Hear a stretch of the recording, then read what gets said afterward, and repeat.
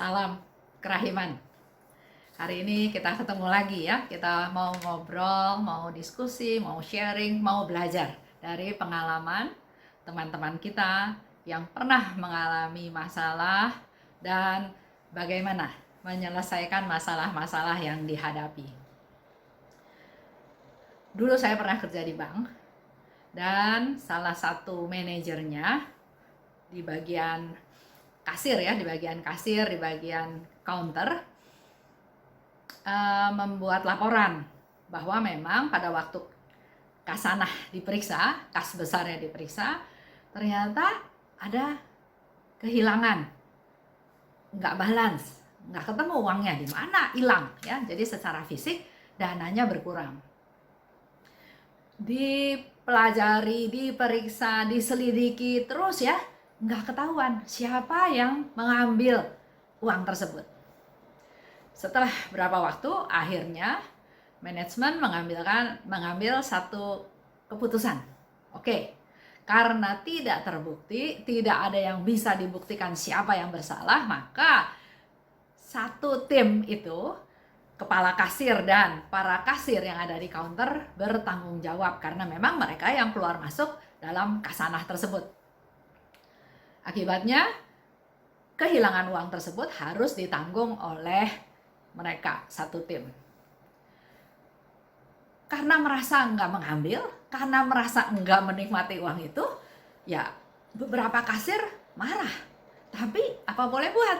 Itu keputusan perusahaan di mana tempat dia bekerja. Jadi yang terjadi adalah si kasir ini ngomel. Saya nggak ambil uang, kenapa saya harus ganti? Gaji saya berapa? Kapan saya harus bayar uang tersebut sampai lunas? Waktu itu kehilangannya 10.000 US ya. Dan gajinya ya waktu itu masih sangat rendah. Waktu itu seingat saya pertama masuk kerja di bank aja gajinya 300.000. Nah itulah yang terjadi. Jadi kasir dengan kasir ngobrol pada waktu istirahat, pada waktu makan, pada waktu ada kesempatan ya, pada waktu tidak ada customer. Beda dengan sekarang. Kalau sekarang kan counternya sendiri-sendiri. Kalau waktu itu masih menjadi satu meja panjang yang dimana pembatasan antara kasir itu nggak terlalu jelas seperti sekarang. Apalagi sekarang masa pandemi, lebih jelas lagi kotak-kotaknya ya. Jadi antara mereka ngobrol. Iya, gue juga nggak terima harus ganti gaji gue berapa, gue masih harus tanggung keluarga gue masih terus lah. Iya, biarin yang ambil uangnya biar buntung tangannya, disumpahin biar sakit. Ya banyak sekali kutuk-kutuk yang akhirnya keluar karena ketidakpuasan, karena perlakuan tidak adil yang dia rasa dia nggak berbuat, kenapa harus bertanggung jawab. Hal itu terjadi terus berhari-hari. Akhirnya yang mengambil uang tersebut nggak tahan. Tiap hari dengarnya, biar keluarganya miskin, biar keluarganya terkutuk, biar yang ngambil itu nanti sakit-sakitan. Terus disumpahin hal-hal tersebut. Dia nggak tahan, akhirnya dia ngaku sama atasannya. Udah level direksi ya, karena ternyata yang ngambil ini kepala kasir. Dia ngaku, dia bercerita kepada atasannya, kepada direksi bahwa saya Pak, yang ambil itu saya. Semua kaget, karena orang ini dianggap orang yang jujur, orang yang bisa dipercaya, orang yang punya integritas dalam tanda kutip. Pengalaman kerjanya juga sudah lama kerja di bank itu, jadi nggak mungkin satu-satunya orang yang tidak dicurigai di dalam peristiwa ini adalah si manajer tersebut, si kepala kasir tersebut. Tapi akhirnya kepala kasirnya mengaku bahwa dia yang mengambil. Kenapa dia akhirnya mengaku? Karena dia tiap hari dengar ocehan dan kutukan orang, dia juga nggak tahan, akhirnya uang yang dia ambil itu dia taruh lagi di dalam kasanah.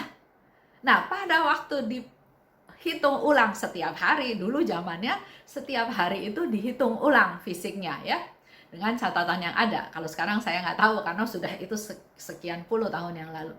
Tiba-tiba ada lagi uangnya. Jadi heboh lagi. Kok bisa? Kok uangnya bisa balik? Nah, disitulah mulai ada kecurigaan memang terhadap kepala kasir ini, karena memang kunci khazanah itu nggak semua orang bisa ambil, bisa pegang. Akhirnya ya dia mengaku bahwa dia yang mengambil. Kenapa dia ngaku? Karena pertama, awalnya memang dia orang yang jujur.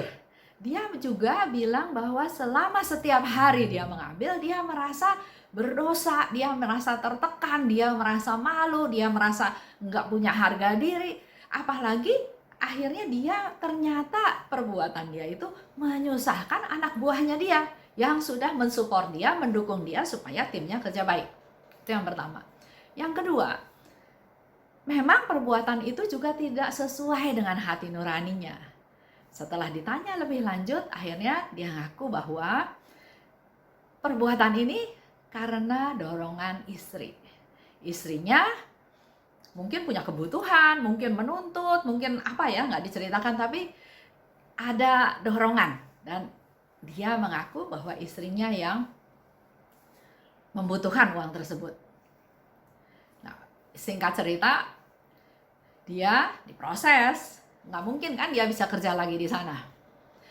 Tapi biar bagaimanapun, si direksi ini melihat pribadi orang ini sebetulnya orang yang benar, orang yang baik, orang yang punya integritas, orang yang kerjanya bagus, orang yang jujur. Tapi di sini kita bisa belajar situasi, keadaan bisa membuat dia jatuh dalam dosa.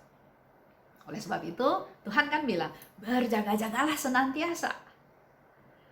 Buktinya, direksi ini sayang sama si manajer ini, dia harus keluar dari bank tersebut, tapi dia dicarikan pekerjaan lain di bank lain dengan suatu referensi dari direksi. Artinya kan, direksi tetap tahu orang ini baik. Nah, di sana kita bisa belajar satu hal, bahwa melakukan kesalahan, melakukan dosa, pasti ketahuan. Ujung-ujungnya ketahuan. Dan dia punya langkah yang berani. Dia mengakui kesalahan, dia mengambil segala macam resiko yang pasti dia akan terima, dikeluarkan, malu, semua orang jadi tahu dia melakukan kesalahan, tapi hal ini dia ambil. Dia nggak cerita bahwa istrinya yang mendesak dia untuk melakukan itu. Dia tanggung itu sendiri, dia cuma cerita sama direksinya aja, dia tanggung itu sendiri dan dia bilang saya harus memulai sesuatu dengan baru. Memang saya bersalah, saya berdosa, saya merusak nama baik saya, tapi saya sadar dan saya mau memulai hidup saya dengan satu hal yang baru. Nah, dari sini kita bisa belajar bagaimana sakitnya mengaku. Malu ya, tapi butuh kerendahan hati, butuh kepasrahan, butuh menerima apa adanya. Karena dia sudah melakukan dosa, dia nggak bisa menyalahkan istrinya, dia nggak bisa menyalahkan siapa-siapa. Dia ambil resiko tersebut. Nah, inilah yang mau saya bagikan. Kita manusia nggak lepas dari dosa, pasti mengalami dosa dan kesalahan. Yang mau saya sharingkan, berani mengakui kesalahan. Dengan dia berani mengakui kesalahan, kutuk-kutuk selesai. Anak buahnya juga tahu orang ini baik. Akhirnya anak buahnya yang tadinya mengutuk merasa kasihan. Kasihan dengan si manajer ini sampai harus menghadapi situasi seperti itu. Ada rasa iba. Begitu pula dengan direksinya. Begitu pula dengan hidup kita. Yang penting buat kita adalah mengakui kesalahan di hadapan Tuhan. Dalam sakramen tobat, kita ngaku kita salah.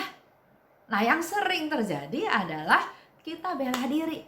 Enggak Tuhan, saya sebetulnya nggak mau mencuri, tapi tuh gara-gara orang lain, gara-gara istri saya, gara-gara kesempatan yang saya dapat, gara-gara. Biasanya orang suka menyalahkan orang lain. Di situ kita tidak akan bisa belajar Tapi kalau kita bisa menerima fakta bahwa memang saya berdosa, saya bersalah, dan itu menjadi sesuatu yang tidak bisa ditutup-tutupi lagi, diterima, maka selalu akan ada kesempatan kedua. Tuhan selalu memberikan kesempatan kedua kepada kita untuk menjadi lebih baik dan lebih baik. Kenapa? Karena Allah Maha Rahim. Karena Allah Maha Pengampun. Karena Allah tahu kita ini kita ini nggak berdaya, kita ini berdosa. Oleh sebab itu dia selalu memberi kesempatan untuk kita datang padanya, mohon ampun. Dan Tuhan senang dengan orang-orang yang mengakui kesalahannya, mohon ampun, dan mau menjadi lebih baik.